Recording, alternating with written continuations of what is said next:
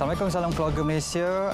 Berita wilayah edisi Ahad 13 November 2022. Anda bersama saya Azamni Husin dan berikut paparan utama petang ini.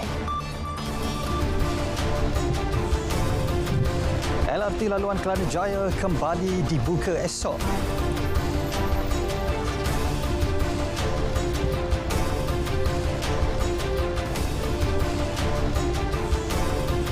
Peruntukan besar bajet 2023 pastikan pembangunan luar bandar seiring dasar.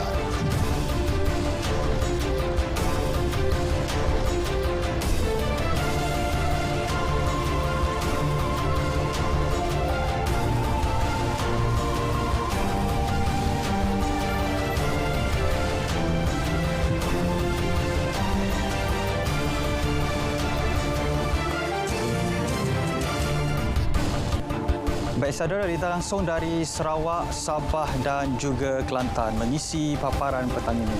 Terus setia sejam bersama Berita Wilayah.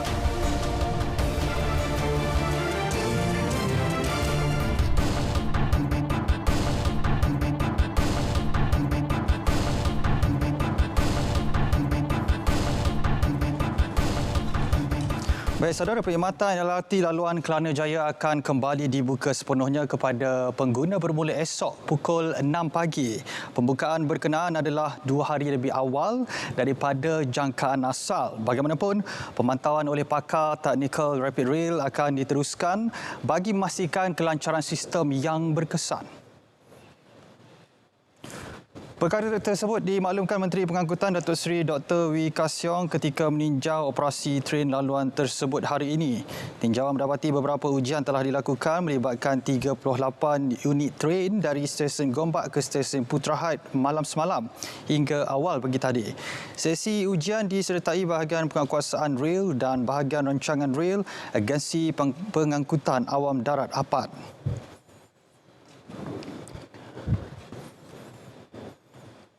Baik, sektor keusahawanan terus diberi tumpuan sebagai antara elemen penting memacu pembangunan ekonomi termasuk bagi penduduk di luar bandar.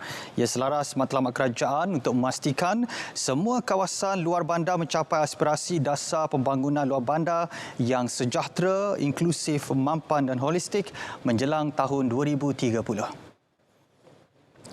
Malah usahawan luar bandar sentiasa mendapat perhatian kerajaan dalam mengukuhkan perniagaan yang terjejas akibat pandemik COVID-19. Tidak dapat dinafikan, kita telah mencapai kejayaan dalam konteks pembangunan infrastruktur luar bandar yang kini mempunyai bekalan elektrik dan air serta mempunyai rangkaian jalan raya yang sempurna. Kita juga telah melahirkan anak-anak luar bandar yang berjaya dalam pelbagai bidang dengan membelanjakan berbilion ringgit saban tahun bagi memastikan kawasan dan masyarakat luar bandar dimajukan di seluruh negara. Datuk Seri Ismail Sabri berucap pada Majlis Perasmian Mini Karnival Usahawan Desa KUD di Bera. KUD merupakan antara program pemasaran Kementerian Pembangunan Luar Bandar bagi memartabat produk dan perkhidmatan usahawan luar bandar. Ini platform terbaik dalam mempromosi kemudahan dan insentif yang disediakan sektor awam dan swasta selain mengembangkan perniagaan ke pasaran baharu. Baik, selaras perhatian bagi memastikan pembangunan luar bandar seiring dengan dasar ditetapkan. Lebih 10.93 bilion ringgit diperuntuk menerusi bajet 2023. Peningkatan 4% lebih tinggi berbanding peruntukan tahun sebelumnya. Ia bakal memanfaatkan 8.1 juta penduduk luar bandar. Menurut Perdana Menteri, daripada jumlah itu sebanyak 2.55 bilion ringgit bagi menambah baik kemudahan infrastruktur luar bandar. Selain itu, projek bekalan elektrik luar bandar dengan peruntukan 472 juta ringgit serta projek bekalan air luar bandar dan bekalan air alternatif berjumlah 381 juta ringgit. Manakala sebanyak 123 juta ringgit bagi projek lampu jalan kampung melalui pemasangan baharu lebih 6,000 unit lampu dan penyelenggaraan. Dalam majlis berasingan, Perdana Menteri menghadiri program Sukaneka Keluarga Malaysia di Kampung Bukit Serdang Bera. Beliau berkesempatan menyertai acara sepak bola, kukuh kelapa dan baling damak bersama kira-kira 300 penduduk setempat. Pelbagai acara menarik lain turut diadakan, antaranya pertandingan gubahan sirih junjung, bunga plastik dan lipatan sejadah. Begitu juga aktiviti memasak makanan tradisional seperti pulut dan wajik. Turut hadir calon BN Dewan Undangan Negeri Guai, Datuk Sabariah Saidan. Baik, pengusaha restoran dan peniaga di Muar antara yang paling terkesan akibat penguasaan Perintah Kawalan Pergerakan ketika pandemik. Namun sentikan bantuan dan tempoh moratorium di bawah program pemulihan ekonomi berjaya membantu golongan berkenaan merancangkan kembali perniagaan yang terjejas. Ikuti laporan Sazwani Samsu.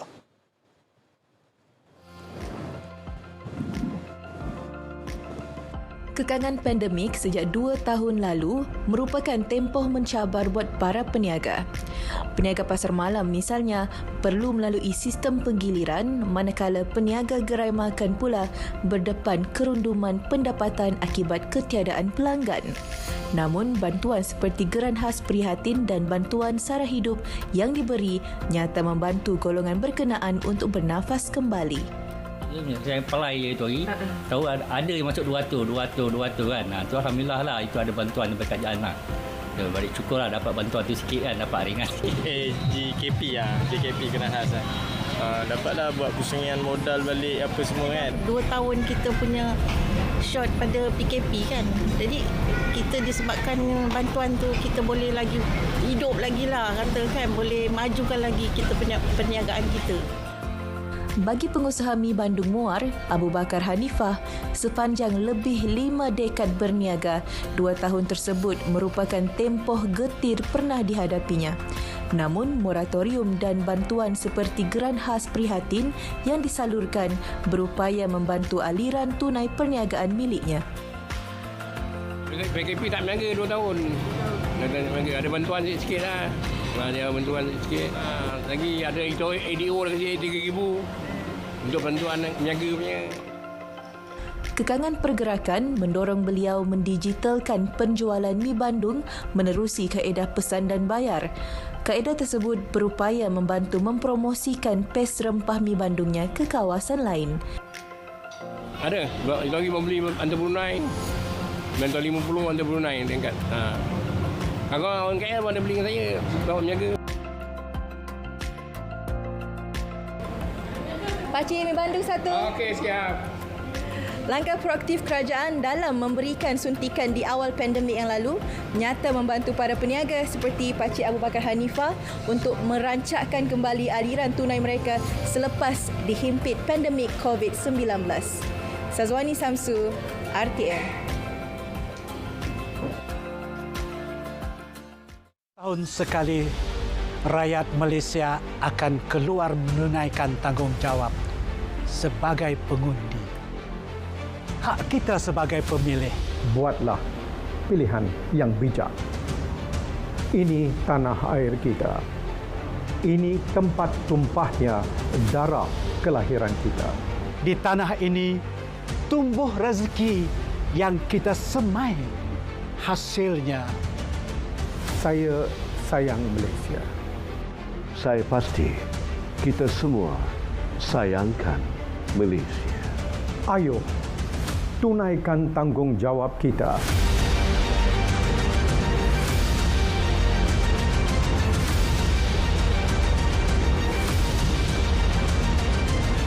Ingat, undi kita penentu masa depan negara.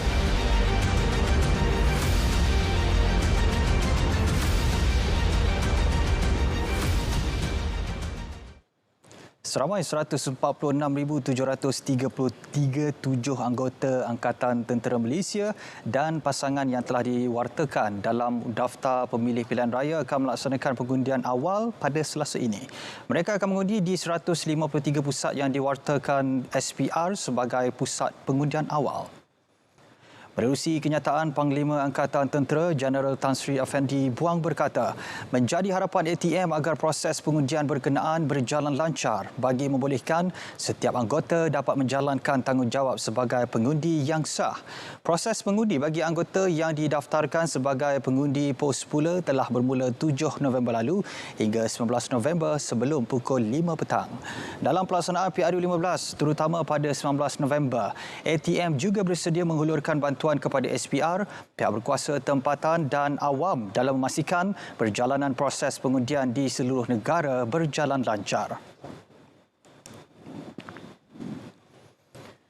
Baik, meniti minggu kedua kempen PRU15, jentera dan calon terus kekal bersemangat mendekati penduduk setempat. Impiannya moga dapat menawan hati pengundi, khususnya pengundi baharu.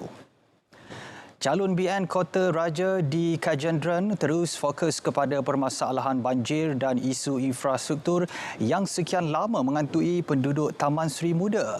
Berdasarkan perbualannya dengan pengunjung dan peniaga pasar moden Taman Sri Muda, pelbagai rungutan serta aduan diterima terutama mereka yang terkesan banjir.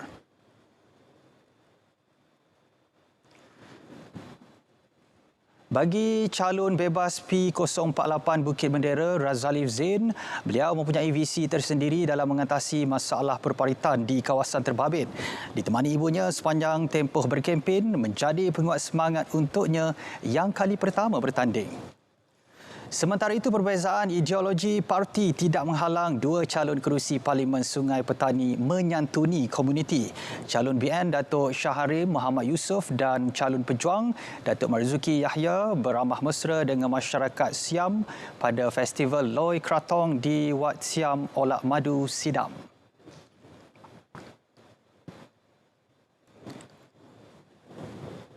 Di Ibu Negara bertempat di Pasar dan Pusat Penjaja Kampung Baru Salak Selatan, calon BN Tan Teck Peng hadir melakukan tinjauan mesra. Beliau beriltizam mahu menjadikan Bukit Bintang hub pendigitalan yang membangun dengan pesat. Manakala calon Perikatan Nasional Edwin Chan tidak ketinggalan bertemu penduduk di kawasan perumahan Jalan Sarawak Pudu untuk mengedarkan risalah manifesto parti.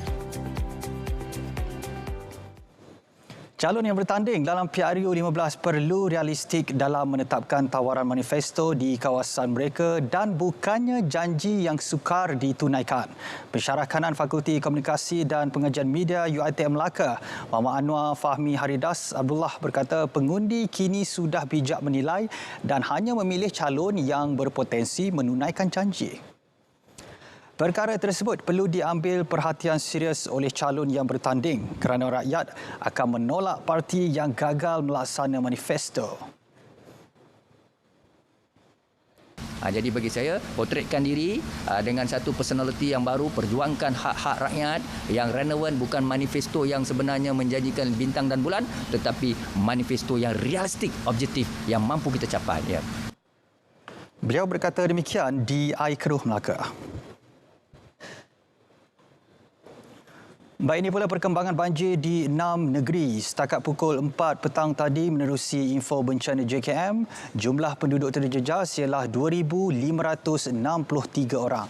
Mereka kini ditempatkan di 24 pusat pemindahan sementara PPS.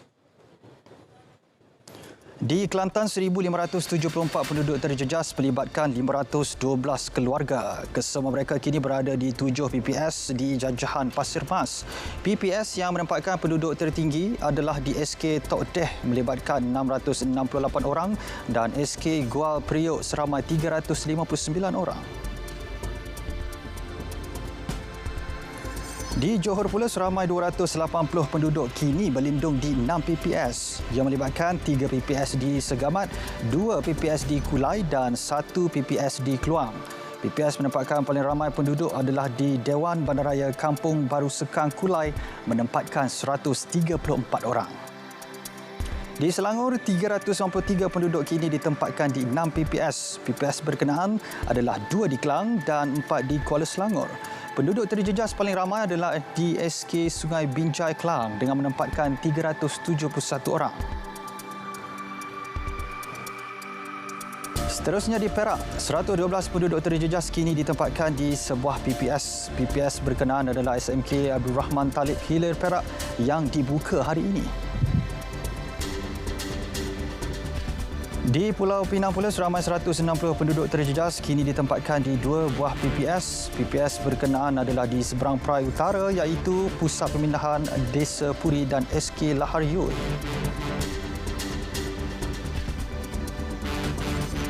Akhir sekali di Melaka, seramai 44 penduduk terjejas kini berada di dua PPS di Alur Gajah. PPS tersebut adalah Balai Raya Gadik dan Balai Raya Bukit Balai Durian Tunggal. Baik, di Kampung Baru Sengkang Kulai, banjir sudah mula surut membolehkan penduduk membersihkan kediaman masing-masing. Bagaimanapun, pusat pemindahan sementara di Dewan Serbaguna Kampung Baru Sengkang masih beroperasi dan bersiap siaga untuk sebarang kemungkinan. Menerusi kerja pembersihan kediaman, ia turut dibantu pasukan sukarelawan dan Majlis Perbandaran Kulai. Semalam tengah macam tiba-tiba air naik, air tu tengah kemas-kemas nak apa, kemas-kemas semua tiba-tiba air naik dari dapur dah. Dari dapur sempat apa je lah yang ambil apa je, lepas tu tengok air dah sampai di sini. Kakak dengan ada kakak dia dekat dewan satu seorang, terus keluarlah bawa apa je yang ada.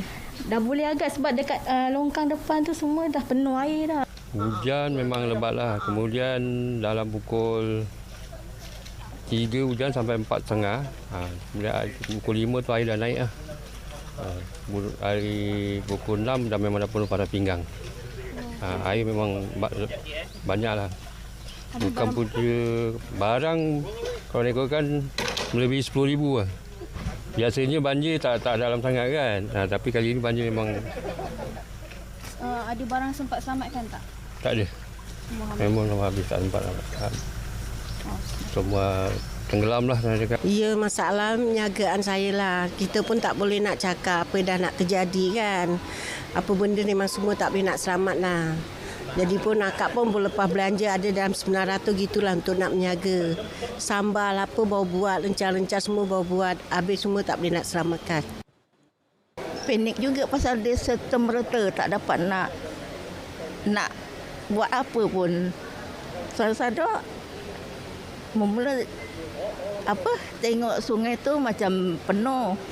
Sekali belum melambat ke atas, telefon anak so balik kereta dekat rumah kan. Nak suruh keluarkan kereta. Sekali balik dah penuh. Telefon anak dia terus sembahyang asar. Lepas sembahyang asar keluar tengok dah sampai kat beranda. Bagi mengikuti perkembangan cuaca semasa langsung dari Met Malaysia bersama pegawainya Muhammad Nafizi Mat Napiah. Saksikan. Assalamualaikum dan salam sejahtera. Kita mulakan laporan pada petang ini dengan melihat keadaan cuaca semasa. Imej gambar radar menunjukkan keadaan cuaca hujan lebat dan ribut petir yang masih lagi berlaku pada petang ini untuk kebanyakan negeri di sekitar Semenanjung, terutamanya di sekitar negeri-negeri di utara Semenanjung, di sekitar Lembah Kelang, Negeri Sembilan, Melaka, kebanyakan daerah di negeri Johor, Selatan Pahang dan juga di daerah-daerah sekitar pedalaman negeri Kelantan dan Terengganu. Keadaan cuaca ribut petir untuk kebanyakan kawasan ini dijangka akan beransur reda menjelang awal malam. Namun begitu, ribut petir yang berlaku untuk negeri-negeri di sekitar utara Semenanjung dijangka akan berterusan sehinggalah ke lewat malam nanti. Dan untuk tinjauan cuaca bagi negeri Sabah dan Sarawak juga menunjukkan cuaca ribut petir yang kini turut mula berlaku di beberapa bahagian sekitar pedalaman dan pantai barat negeri Sabah, juga di beberapa bahagian di sekitar barat negeri Sarawak seperti di Kuching, Serian, Samarahan, Sibu dan juga Betong. Dan cuaca ribut petir untuk bahagian-bahagian di sekitar barat Sarawak ini dijangka akan beransur reda menjelang awal malam. Namun begitu, ribut petir untuk bahagian pantai barat negeri Sabah juga dijangka akan berterusan sehinggalah ke lewat malam nanti. Dan seperti yang telah dimaklumkan tadi, cuaca hujan lebat dan ribut petir untuk kebanyakan kawasan di sekitar utara Semenanjung dijangka akan berterusan daripada lewat petang ini sehinggalah ke tengah malam, dan ianya dijangka akan turut melibatkan beberapa kawasan di sekitar pedalaman negeri Kelantan, Pahang dan juga Perak. Oleh itu, orang ramai di sekitar kawasan-kawasan terbabit dinasihatkan supaya berwaspada dengan keadaan cuaca ini yang boleh menyebabkan angin kencang, banjir, kilat dan juga kerosakan pada struktur bangunan yang tidak kukuh. Selain itu, ribut petir yang berlaku di sekitar bahagian pantai barat negeri Sabah juga dijangka akan berterusan sehingga ke lewat malam nanti. Manakala untuk negeri Sarawak, ribut petir pada tengah malam ini dijangka akan lebih tertumpu di bahagian-bahagian di sekitar pedalaman negeri berkenaan. Sekian dahulu info cuaca buat kali ini. Sebelum berpisah, kita lihat tinjauan cuaca bagi bandar-bandar utama di seluruh negara. Assalamualaikum dan salam sejahtera.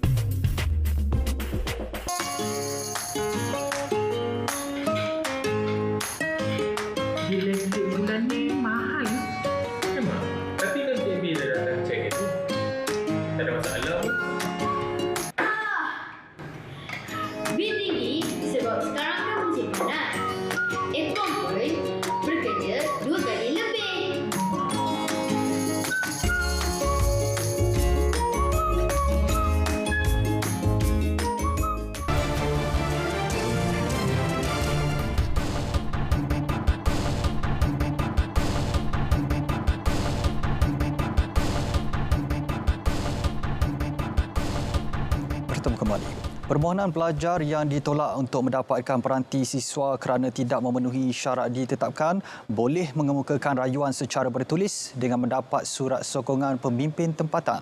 Menteri Komunikasi dan Multimedia Tan Sri Anwar Musa berkata setakat ini 40,000 permohonan telah ditolak daripada jumlah keseluruhan 470,000 pemohon. Mereka boleh mendapat sokongan daripada wakil rakyat, parlimen, ADUN atau pemimpin-pemimpin tempatan yang boleh memberikan testimoni tentang latar belakang mereka. Jadi bagi yang tak berjaya jangan terlalu berduka cita.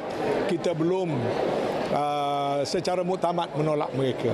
Asalkan tidak terlalu jauh daripada garis-garis syarat yang telah dikemukakan. Beliau berkata demikian selepas sesi pengagihan peranti siswa keluarga Malaysia kepada 902 pelajar tingkatan 6 peringkat PPD Kota Baru di Wakaf Cik Ye. Tan Sri Anwar berkata pihak sekolah juga boleh mengemukakan rayuan secara bertulis dengan memberi sokongan berkaitan prestasi pelajar. Baik, pemberian peranti siswa memastikan sesi pembelajaran pelajar lancar dan memudahkan akses sumber digital. Perkembangan lanjut bersama Muhammad Azidi Abdullah langsung dari Kota Baru, Kelantan. Azidi, silakan. Ya, terima kasih. Pemberian peranti siswa keluarga Malaysia merupakan inisiatif terbaik meringankan beban keperluan pendidikan, khususnya bagi pelajar tingkatan 6. Agihan peranti itu juga menjadi pembakar semangat untuk melanjutkan pengajian ke peringkat lebih tinggi. Peranti siswa turut memudahkan pelajar mendapat akses kepada nota dalam bentuk digital. Peranti siswa ni boleh membantulah para pelajar tingkatan ni sebab boleh membantu untuk memudahkan melakukan kerja khusus geografi, kerja khusus bahasa Melayu. Lepas tu boleh memudahkan untuk melakukan latihan tubi, nak tengok nota ke apa, senang lah. Kepentingan dengan kebaikan untuk peranti siswa ni sebab pelajar boleh buat kerja dengan molek. kerja kursus kau gapo macam cikgu hantar ada PDF kau gapo boleh buat selalu. Kemudahan lah tu. Biasa guna telefon je, telefon bimbit. Kira skrin kecil sikit, payah nak scroll apa tu, payah nak tengok nota situ. Tapi dengan adanya peranti siswa ni bolehlah nak tengok dengan lebih jelas dan teliti lah.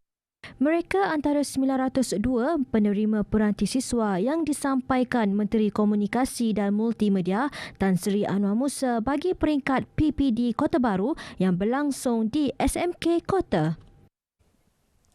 Penduduk jajahan Tumpat meletak harapan tinggi untuk melihat pembangunan pesat di kawasan itu. Mereka berharap calon yang menang nanti mampu mengubah lanskap pembangunan ke arah lebih tersusun, meningkatkan kemajuan dan ekonomi penduduk. Wartawan Muhammad Amirul Hafiz Rosli ada perinciannya. Tumpat popular dengan pusat peranginan seperti Pantai Seri Tujuh dan lokasi beli-belah Pengkalan Kubur.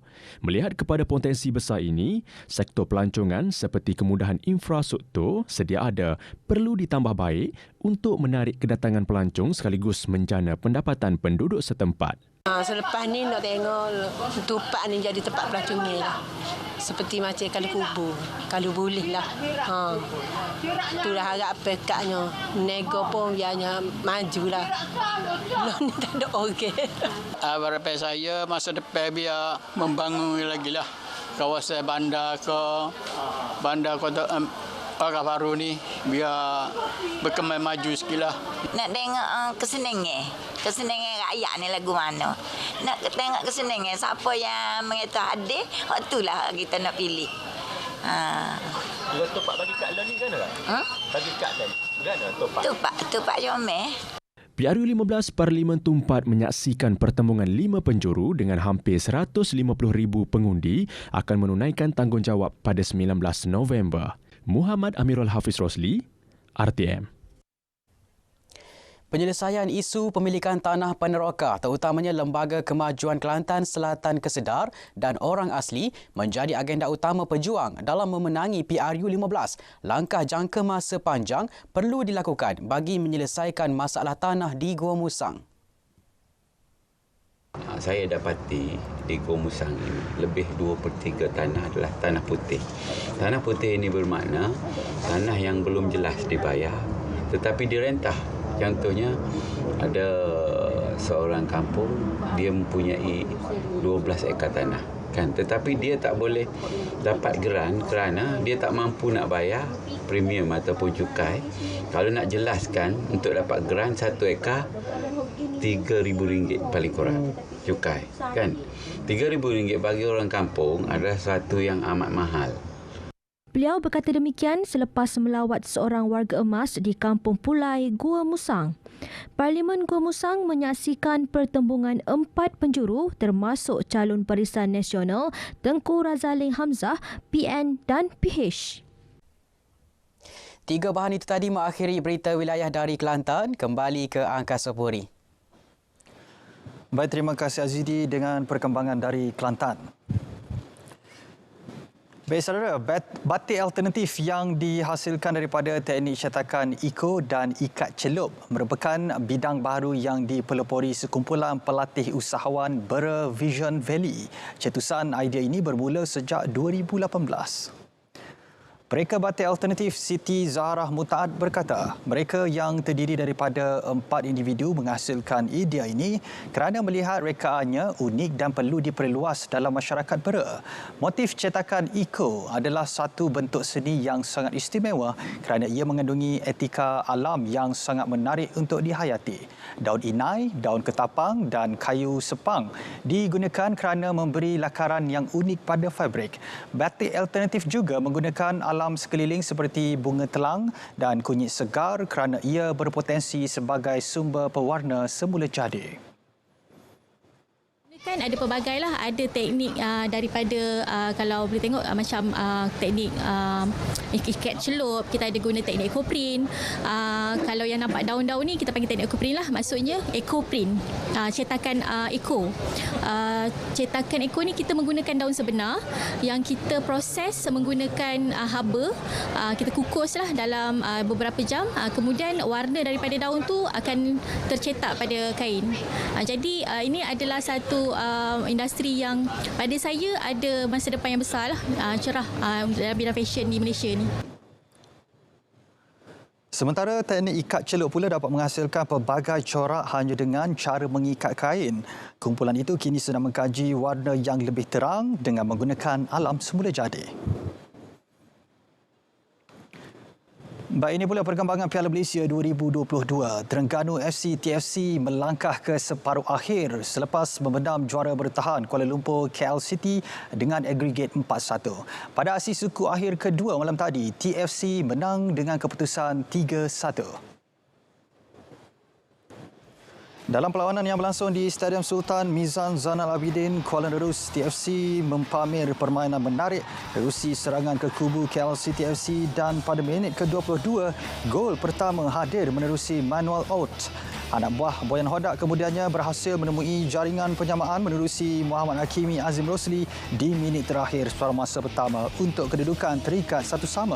Bagaimanapun, tuan rumah kembali mendominasi permainan menerusi jaringan Cece Kipri pada minit ke-63 dan Kepah Sherman. Tamat permainan, TFC sah menempati di peringkat separuh akhir dan bakal bertemu juara 33 kali Piala Malaysia, Selangor.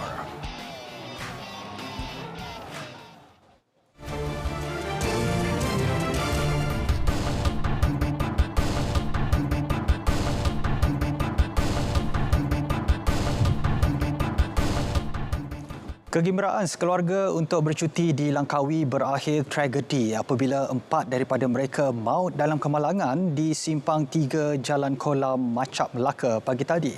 Mangsa yang terbunuh dikenali Ibrahim Daud, isterinya Latifah Dorahim dan menantu Syazana Tarin serta cucu Yusof Daniel Muhammad Izzuan 5 tahun. Seorang lagi cucu mangsa cedera parah manakala anak lelakinya yang memandu kenderaan tidak mengalami sebarang kecederaan.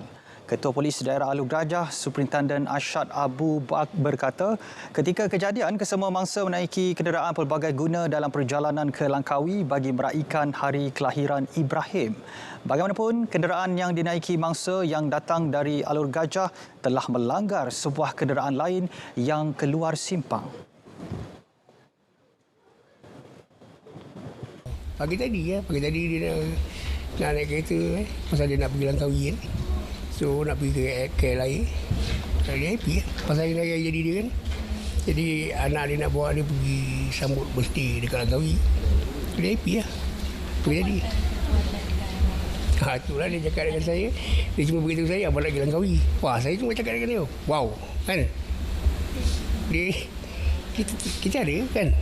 Tiba-tiba dia kata dia rasa ada sebab kemalangan kita nak macam kedah. Baik, sebuah premis hiburan beroperasi melebihi had masa ditetapkan diserbu di Johor Bahru. Hasil pemeriksaan ke atas 567 individu, 62 daripadanya termasuk 4 warga asing ditahan atas kesalahan dadah.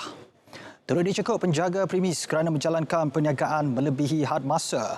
Ketua Polis Johor, Datuk Kamaru Zaman Mamat berkata, siasatan mendapati pemilik premis menawarkan cabutan tiket bertuah pada hadiah lumayan menerusi laman sosial bagi tujuan menarik pengunjung. Menerusi hasil saringan, 43 individu lelaki dan 19 wanita didapati positif pelbagai dadah.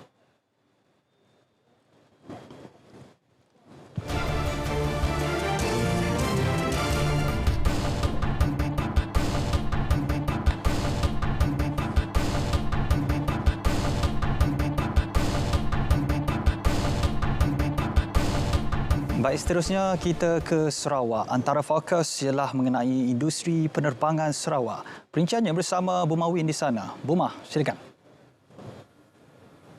Baik, terima kasih Hazam. Sarawak akan membangunkan industri penerbangan udaranya sendiri dalam tempoh 3 bulan lagi. Premier Sarawak Datuk Patinggi Tan Sri Abang Johari Tun Openg berkata, pelan di peringkat akhir itu akan mengembangkan syarikat penerbangan sedia ada milik syarikat iaitu syarikat Hornbill Skyways. Datuk Patinggi Tan Sri Abang Johari menjelaskan buat masa ini pihaknya sedang mendapatkan lesen daripada Kementerian Pengangkutan. It is just a small airline under the wings of Hornbill for us to bring in tourists to come in. So the operation is more or less finalized. Bercakap kepada media selepas program Sarawak Ku Sayang di Telaga Air Kuching, beliau menambah langkah itu akan dapat membangunkan sektor pelancongan secara berkesan. Dalam majlis itu, beliau turut mengingatkan rakyat di negeri ini terus memberikan sokongan padu kepada gabungan Parti Sarawak GPS dalam pilihan raya umum ini. Sebabnya kita berjuang dalam GPS, kita letakkan Sarawak right first. Katuman pergi dengan Sarawak dulu. Kita keluar daripada Barisan Nasional kerana saya anggap bahawa Sarawak hanya dapat diperjuangkan oleh anak Sarawak dulu. Bercakap di hadapan lebih 2,000 orang di perkampungan tepian laut itu, jelasnya kerajaan negeri mempunyai perancangan yang strategik untuk membangunkan Sarawak. Sementara itu, Menteri Pelancongan, Seni dan Budaya, Dr. Sri Nancy Shukri berkata, melalui langkah proaktif itu akan berupaya meletakkan Sarawak di peta pelancongan dunia dengan jaringan akses yang mudah. Sementara itu, Kerajaan Sarawak menyokong penuh hasrat dan usaha Kerajaan Persekutuan dalam membantu memartabatkan barangan Malaysia ke peringkat yang lebih tinggi dan yakin dengan kualiti produk tempatan, standing atau lebih baik berbanding produk antarabangsa. Premier Sarawak Dato' Patinggi Tan Sri Abang Johari Tun Openg memberitahu selain daripada industri perusahaan kecil dan sederhana, PKS, industri franchise di negara ini turut menyumbang kepada pembangunan ekonomi negara. Datuk Petinggi Tan Sri Abang Johari berkata, rakyat Sarawak perlu merebut peluang untuk menceburi industri franchise negara yang sedang berkembang pesat dengan sasaran nilai jualan RM22.66 bilion menjelang 2025. Beliau memaklumkan terdapat 11 syarikat franchise yang berasal dari Sarawak setakat ini yang merampungi pelbagai kategori seperti makanan dan minuman, kesihatan serta perkhidmatan. Beliau menambah dengan peningkatan bilangan syarikat franchise di negara ini, ia akan turut menyumbang kepada lebih banyak peluang pekerjaan. Datuk Patinggi Abang Johari berkata demikian ketika merasmikan Karnival Barangan Malaysia KBM 2022 edisi Borneo, anjuran Kementerian Perdagangan Dalam Negeri dan Hal Ehwal Pengguna KPDN HEP di tebingan Kuching. Beliau dalam pada itu berharap rakyat Sarawak memupuk semangat patriotisme dalam menyokong barangan tempatan sekaligus memberi impak positif terhadap kitaran ekonomi negara. Pusat Kecemerlangan Teknikal Sarawak Sentex telah melahirkan lebih 3,000 pelatih sejak 8 tahun penubuhannya. Memiliki 8 buah kampus di seluruh negeri. Sentex juga telah memanfaatkan 5,000 masyarakat menerusi penganjuran lebih 300 program pendek. Menyasarkan golongan pelbagai peringkat usia. Wartawan Rosalina Rosli ada laporannya.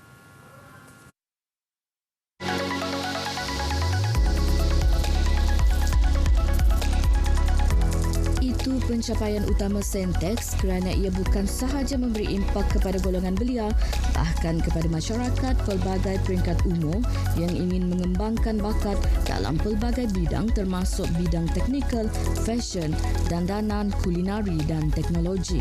Tahun ini sahaja seramai 1,200 pelatih bakal menamatkan pengajian dalam beberapa kategori.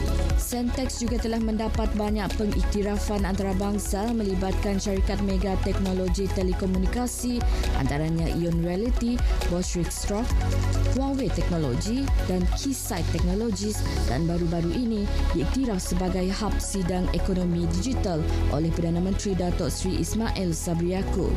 Kita telah dapat pengiktirafan daripada Huawei menjadikan satu-satunya training center under Huawei dekat Southeast Asia yang pertama. Jadi kita sekarang ni untuk Southeast Asia, Huawei akan hantar orang dia training kat Sentex ni. Ini pentinglah bagi kita. Dan Ion Reality pun dekat Malaysia ni satu-satunya adalah dekat Sentex.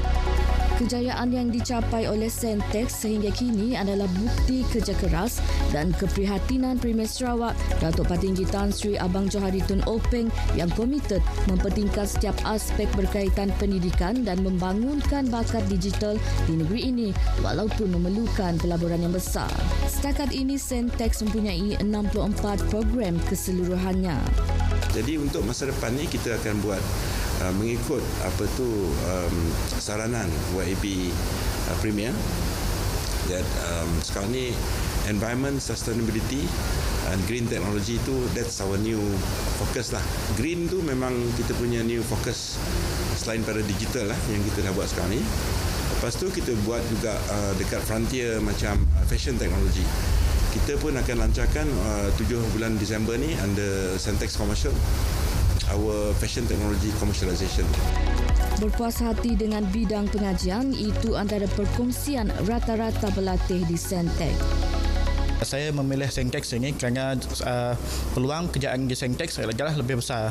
Saya memilih untuk program ini iaitu Young Reality Certified Advanced Developer. Saya dapat belajar benda-benda baru yang lebih pada industri, iaitu seperti modeling, rigging, animation dan skill yang paling latest iaitu kami dapat belajar tentang untuk metaverse. Pada pendapat saya, Sentex mempunyai bahan PNP iaitu bahan pembelajaran dan pengajaran yang lengkap, iaitu menjadikan Sentex sebagai salah sebuah pusat institusi pendidikan yang boleh dikatakan eksklusif dan juga efisien untuk pembelajaran dalam bidang digital. I like to take the courses in Sentex because there are complete facilities and high rich technology in here and there and high job demands. Sebab Sentex tu memberikan peluang pekerjaan kepada bidang yang kami ceburi, iaitu bidang kulinari. And then untuk bidang kulinari tu kami ambil di situ sebabnya saya dah bayar yuran pasuma. Kemudahan pun ada beri allowance. On job training pun okey, sidak hantar dekat perindustrian yang terpilih lah, macam 5 star macamnya. Pelbagai pilihan kursus termasuk latihan digital disediakan di Sentex ini bagi memenuhi pasaran tempatan maupun luar negara, terutama kepada Sarawak yang kini memfokuskan pembangunan ekonomi digitalnya. Kini pilihan terletak di tangan anda, terutama golongan belia. Untuk itu 19 November ini datang awal bawa kad pengenalan kerana ia adalah tarikh penting untuk rakyat Malaysia, negara demokrasi untuk memilih. Rosalina Rosli, Berita RTM.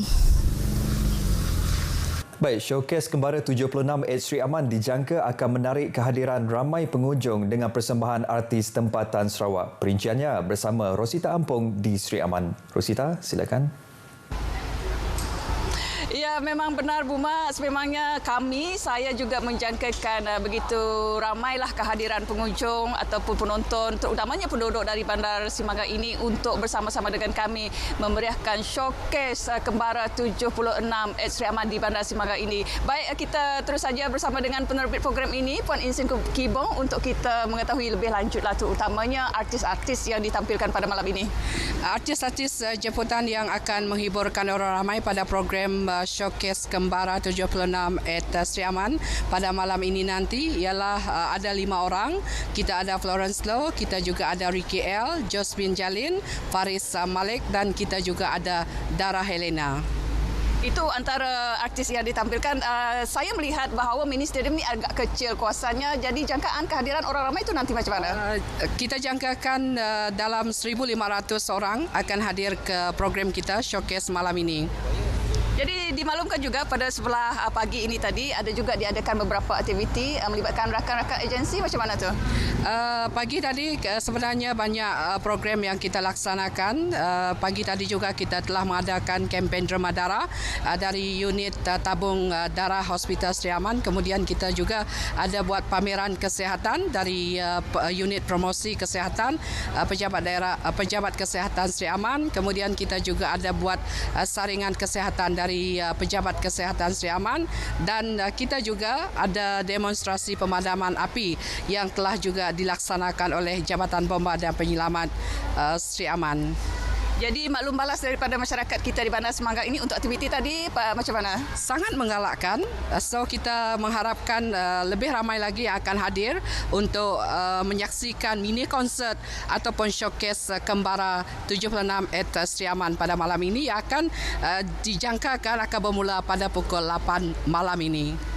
Baik, terima kasih Puan Insin, rakan saya DJ Insin sebenarnya. Jadi untuk warga Bandar Simaga dan seluruh masyarakat di daerah Sri Aman, ayo bersama-sama dengan kami untuk sama-sama memeriahkan showcase Kembara 76 Ed Sri Aman di mini stadium di Bandar Merpati Putih itu. Dengan itu saya serahkan kembali kepada Buma untuk berita selanjutnya. Baik, terima kasih Rosita. Seterusnya kita ke Sibu bersama Al-Hadi Samsawi dengan persediaan akhir Showcase Kembara 76 at Sibu yang kini giat dilaksana. Hadi, silakan. Terima kasih rakan penyampai di Kuching. Assalamualaikum, salam sejahtera. Showcase Kembara 76 di Sibu akan bermula tidak lama lagi, sekitar pukul 7 malam ini. Dan untuk memperincikan mengenai persediaan akhir yang sedang berlaku di sini, kami membawakan bersama Ketua Unit Rancangan RTM Sibu, Puan Jenny Achan, untuk memperincikan mengenai persediaan yang sedang dilaksanakan ketika ini. Terima kasih kerana bersama kami petang ini, Puan. Ya, sama-sama Hadi. Jadi Puan, apa antara persediaan akhir yang sedang dilaksanakan sekarang ini dan apa persembahan menarik yang boleh disaksikan oleh penonton di Sibu malam ini? Okey, Showcase Kembara ke-76 at Sibu merupakan lokasi kedua kita selepas Julau. Jadi pada sebelah petang nanti kita akan adakan pentas hiburan bersama artis undangan kita iaitu Jenny Aman, Ramles Water, Alex Moore, Angela Latachua, Andy Mandani dan juga Masterpiece. Dan seawal pagi tadi Hadi, 9 pagi kita telah melakukan persediaan di lokasi di mana kita mengadakan sesi rehearsal daripada artis-artis yang terlibat dan juga kemuncak pada malam ini kita selitkan dengan beberapa aktiviti yang melibatkan DJ Sibu FM di mana kita akan mengadakan kuis dan sesi pocket show DJ bersama dengan pengunjung-pengunjung di sekitar zon tengah Sarawak di Sibu. Terima kasih kerana bersama kami untuk petang ni Puan. Jadi sekian sahaja lintas langsung kami dari lokasi di Sibu ini. Kita kembali bersama rakan penyampai di Kuching yang sahih di RTM #MyPIU15. Silakan. Terima kasih Hadi atas laporan anda. Sekian berita dari Sarawak. Kita kembali bersama Azam di Angkasa Puri. Silakan Azam. Ya, Bu Mat, terima kasih dengan perkembangan dari Sarawak.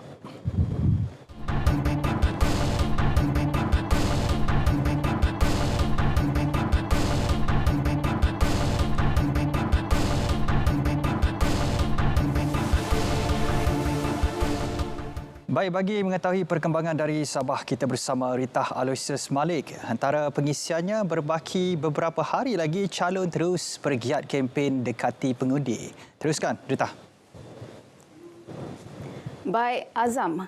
Rakyat diingatkan memilih pemimpin yang mempunyai matlamat membawa agenda pembangunan secara menyeluruh sekaligus lantang bersuara dalam memperjuang hak-hak negeri ini yang termaktub dalam Perjanjian Malaysia 1963. Ketua Menteri Datuk Seri Panglima Haji Jinor berharap rakyat akan membuat pilihan yang bijak pada hari pengundian 19 November ini. Beliau berucap merasmikan Majlis Pemimpin Bersama Rakyat di pentas terbuka Kampung Kirangawan, Kota Marudu. Sementara itu, ketika menghadiri program GRSBN Pemimpin Bersama Rakyat di Kampung Darau Menggatal, Datuk Haji J turut berharap kesepakatan dan perpaduan rakyat yang terjalin selama ini akan terus dipelihara. Kita ada tanggungjawab besar sebagai kerajaan negeri dan kesinambungan itu kita bawa untuk membentuk kerajaan persekutuan supaya kita boleh maju ke depan. Yang penting kita bersatu hati, yang penting ialah keselesaan dan kesejahteraan rakyat itu mesti diutamakan. Termasuklah aspek keselamatan dan sebagainya. Memasuki hari ke-8 kempen bagi pilihan raya umum PRU15, semua calon bertanding masing-masing mempergiat kempen bagi memenangi hati pengundi. Selain pendekatan kempen menerusi media sosial, aktiviti kempen secara bersemuka nampaknya kekal menjadi pilihan para calon. Di Keningau, calon BNP 182 Pensiangan Dato' Ata Kurup menyantuni penduduk di Kampung Tulid Suk. Apa yang penting dalam pilihan raya yang ke-15 ini, keutamaan kita bersama adalah untuk mengembalikan kestabilan dan kemakmuran negara. Sebab kita mengutamakan kestabilan yang diperlukan untuk negara kita membangun dan melangkah ke depan. Bagi kempen di Pantai Timur pula, calon BNP 188 Lahad Datu, Datin Maizatul Akmam Alawi turun padang melawat pusat daerah mengundi PDM Fajar Lahad Datu. Memajukan industri pelancongan di kawasan Lahad Datu, sebagaimana kita tahu Lahad Datu ni dan kawasan sekitarnya termasuk Tunku dan Tukundak, kita banyak produk-produk pelancongan yang boleh kita ketengahkan, dan saya percaya sekiranya industri pelancongan di kawasan Lahad Datu, Tunku dan Kundak ini maju, limpahan ekonomi pun akan dirasai oleh semua penduduk di kawasan ini. Di Semporna, calon GRS P189 Semporna, Nixon Abdul Habib berkata, siri jelajah ke beberapa buah PDM di Semporna berpeluang mendekati dan beramah mesra sekaligus mengetahui lebih dekat keperluan penduduk. Mereka mahukan perubahan di kawasan, khususnya di kampung Simunul, PDM Simunul ini. Manakala bagi calon N66 Bugaya, Abdul Aziz Muhammad Ibno, pertemuan secara bersemuka membolehkan perkongsian idea pembangunan negeri secara terbuka. Selain daripada kestabilan dan kemakmuran itu, saya lebih konsen kepada pembangunan pendidikan dan juga pembangunan infrastruktur yang lebih menjurus kepada peluang pekerjaan. Menjelajah ke bahagian utara pula, calon GRS P168 Kota Marudu, Datuk Dr. Maximus Ongkili memberitahu beliau menggunakan media sepenuhnya sebagai medium menyampai maklumat tepat sepanjang kempen dilaksana. Apa yang kita telah gunakan dan edarkan kepada pihak media adalah yang seperti yang sebenar, iaitu hal-hal yang telah kita ambil tindakan. Calon Barisan Nasional BN Parlimen Tenem, Jamawi Jaafar menyifatkan tindakan salah seorang calon bebas di kawasan berkenaan untuk menyertai Parti Kesejahteraan Demokratik Masyarakat KDM adalah bersifat pilihan beliau. Jelasnya sudah pasti perkara tersebut akan dirujuk kepada Suruhanjaya Pilihan Raya SPR untuk tindakan sesuai. Jelas Jamawi selaras rang undang-undang RUU anti lompat yang telah diluluskan di Parlimen baru-baru ini adalah peraturan terbaru yang boleh dirujuk dalam kes tersebut. Mengulas lanjut, Jamawi menambah keadaan ini tidak mengganggu keadaan kempen pada pilihan raya umum PRU 15 kali ini kerana masing-masing mempunyai misi dan visi untuk menawan kerusi tersebut. Beliau berkata demikian semasa ditemui pada Majlis Ramah Mesra bersama masyarakat setempat dan pemimpin Gabungan Rakyat Sabah GRS di Pekan Melalap Tenom. Pembeli rumah prima di residensi Ranggu Prima Tawau kini boleh menarik nafas lega apabila pembinaan stesen pam dan tangki takungan air di Barat Daya dan Jalan Marino Tawau siap sepenuhnya. Ia sekaligus menyelesaikan masalah bekalan air bersih di kawasan perumahan itu. Menurut Pembantu Menteri kepada Ketua Menteri Datuk Nizam Abu Bakar Titingan, projek pembinaan stesen pam dan takungan air itu dikendalikan sepenuhnya Jabatan Air. Saya akan meminta pihak berkuasa tempatan khususnya Majlis Pembandaran Tawau untuk membuat inspection sekali lagi ke atas takungan air yang dibina ini, dan sekiranya semuanya teratur, insya-Allah dalam masa terdekat isu OC ini akan dapat kita selesaikan dan mereka ataupun pembeli-pembeli bolehlah masuk. Ketika ini, pembeli rumah berkenaan tidak dapat mendiami rumah mereka kerana Majlis Perbandaran Tawau belum mengeluarkan sijil layak menduduki OC berikutan tiada jalan masuk ke perumahan itu selain masalah bekalan air. Alhamdulillah, syukur suara kami didengar oleh YB Datuk Nizam. Hari ini dia turun padang dan dia terangkan semuanya lah. Dan kami harap isu ini berakhir secepat mungkin.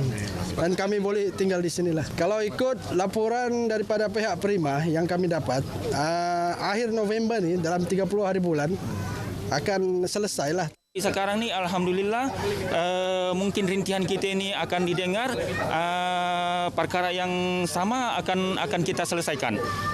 Isu yang remeh-temeh ini. Perkembangan dari Sabah untuk petang ini berakhir di sini. Ikuti lebih banyak perkembangan semasa menerusi berita wilayah bersama Azam. Teruskan.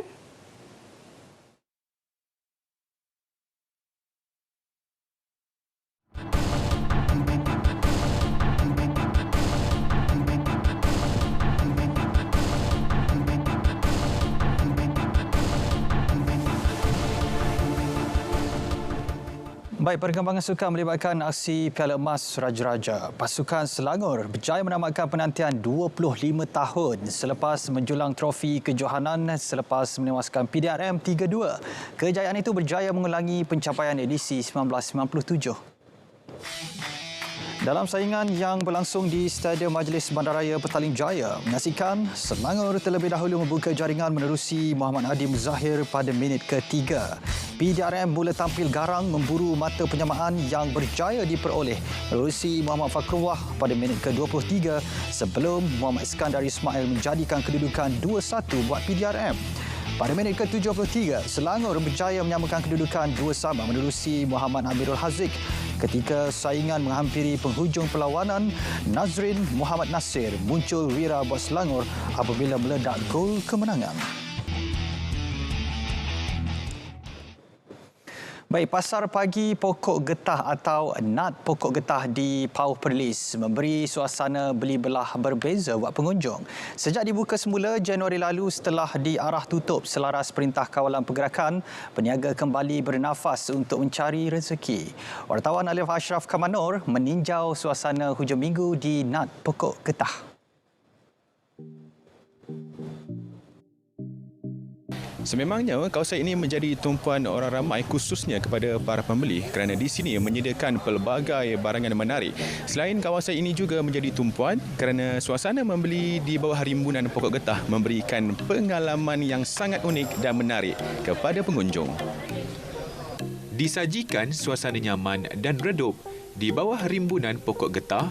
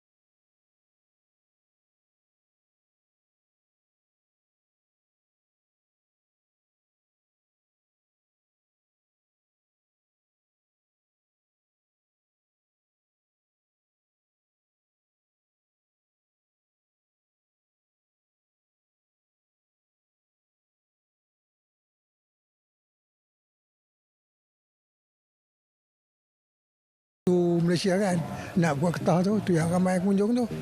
Sini ramai orang, semua negeri datang sini dari Pulau Pinang, Kedah, Perlis semua tertumpu kat sini. Negeri lain di Malaysia pun tertumpu dekat sini. Depa suka famous dah sini. Di Perlis depa panggil nat pokok getah. Depa pasal di negeri lain pasal tani.